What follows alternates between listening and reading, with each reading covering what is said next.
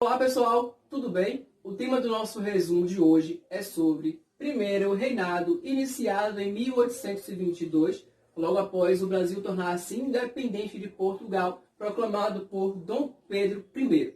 Então vamos começar dizendo que Dom Pedro I se dizia liberal, sua forma de governar seria liberal, porém foi um período marcado de total autoritarismo e absolutismo, que gerou grandes insatisfações entre parlamentares, e entre o povo.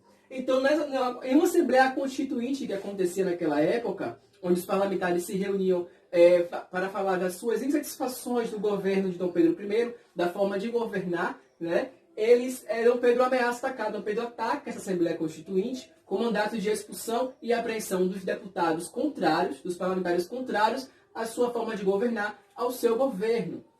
E com isso também ameaça o veto de uma Constituição chamada Constituição da Mandioca. Com isso, esse evento aqui, esse ataque à Assembleia Constituinte dada por Pedro, ficou conhecida como a Noite da Agonia.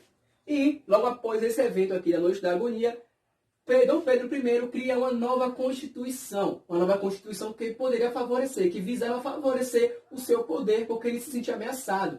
Também, essas ameaças visavam que grupos no Brasil, inclusive parlamentares do povo, desejavam ainda que o Brasil voltasse a ser uma colônia portuguesa e não um país independente.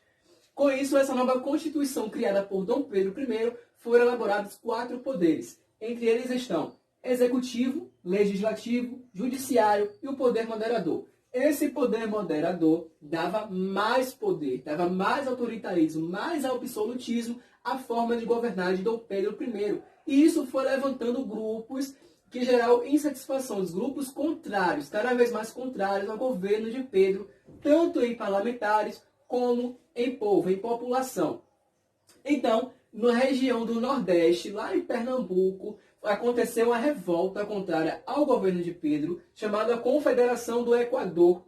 Foi iniciada, foi comandada inicialmente por Manuel de Carvalho e Joaquim Divino. O nome completo deles não coube aqui, então colocarei aqui na legenda, deste vídeo. Então, Joaquim Divino era conhecido mais como Frei Caneca. E eles dois iniciaram, deram mais ênfase e credibilidade a essa Confederação do Equador, essa revolta lá na região nordeste do país.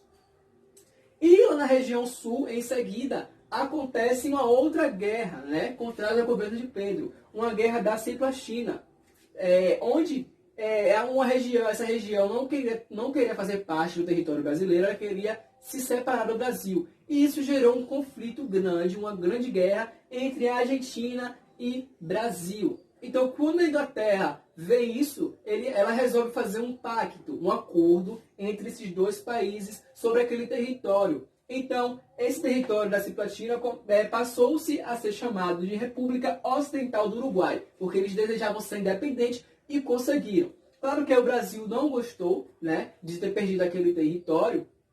Então, com isso, cada vez mais, o Brasil foi entrando numa crise. E isso elevou ainda mais a insatisfação populacional e parlamentar contra o governo de Dom Pedro I. Ou seja, o prestígio que ele tinha em maioridade no período da independência, ele foi perdendo cada vez mais no seu poder, pela sua forma de governar, digamos assim. Então, foram 2 grupos, os partidos brasileiros e partido português. Digamos que o português era mais aliado no Pedro I. Então, foi como se fosse a direita e a esquerda do Brasil contemporâneo, Como se fosse isso, vamos dizer assim. Então, esses 2 grupos, no Rio de Janeiro, acontece a Noite das Garrafadas. Entram em conflito esses 2 partidos aqui, grupos favoráveis e grupos contrários ao governo de Dom Pedro I. Com isso, esse evento ficou conhecido como a Noite das Garrafadas, porque as garrafas eram quebradas e as pessoas atacavam a outras com aquelas garrafas para feri-las ou até mesmo matá-las. Foi um período intenso de grande conflito. E Dom Pedro, vendo isso, vendo que o seu prestígio ia cada vez mais declinando, ele resolve renunciar ao cargo. Então, logo após a renúncia, ele desejou passar o seu trono, o seu domínio, a sua forma de poder, para o seu filho Pedro de Alcântara, que sucederia o seu mandato. Então, como naquela época Pedro de Alcântara tinha apenas 5 anos, ainda era uma criança, e para que ele ao atingir a sua maioridade, aos 18 anos, e pudesse suceder o trono do pai, naquele período ali, ficou conhecido como o período regencial, que será tema de um outro vídeo que eu quero explicar para vocês, tá?